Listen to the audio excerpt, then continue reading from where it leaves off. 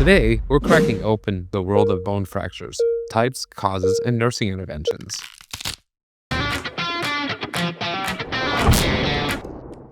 There are 206 bones in the skeletal system.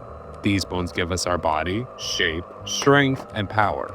However, if too much force or pressure is applied to a bone, it may result in a fracture. And a fracture is defined as a crack or break and may be caused by vehicular accidents, a big fall from a height, trauma, disease, or your genetics. A fracture can be categorized as being open or closed.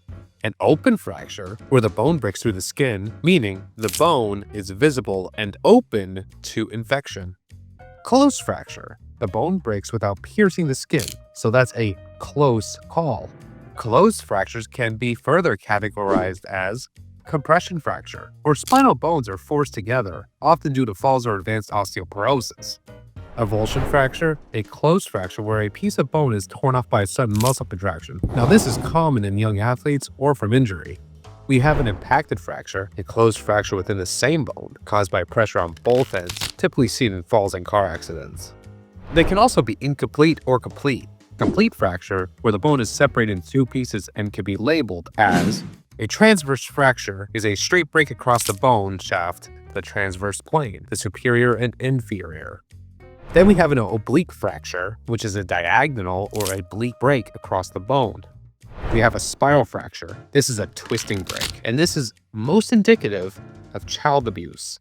We can also have a comminuted fracture. This is where the bone shatters into 3 or more fragments. And the way I remember this is a community of bone for a comminuted fracture. Next is incomplete fracture or partial bone disruption.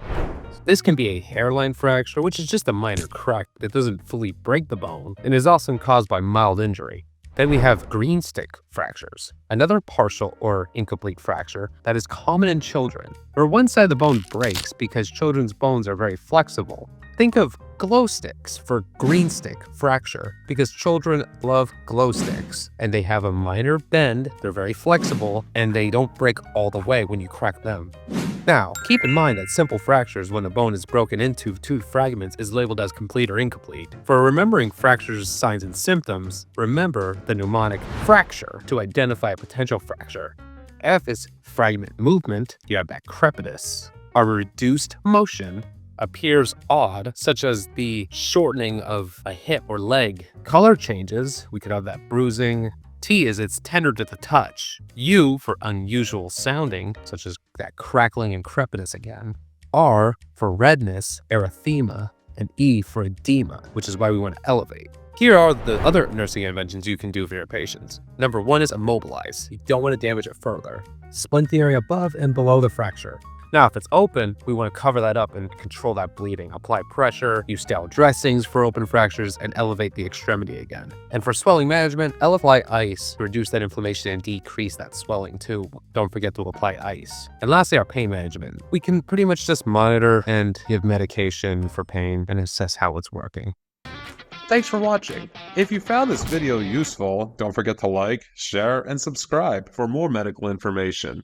And to really help you on your next exam.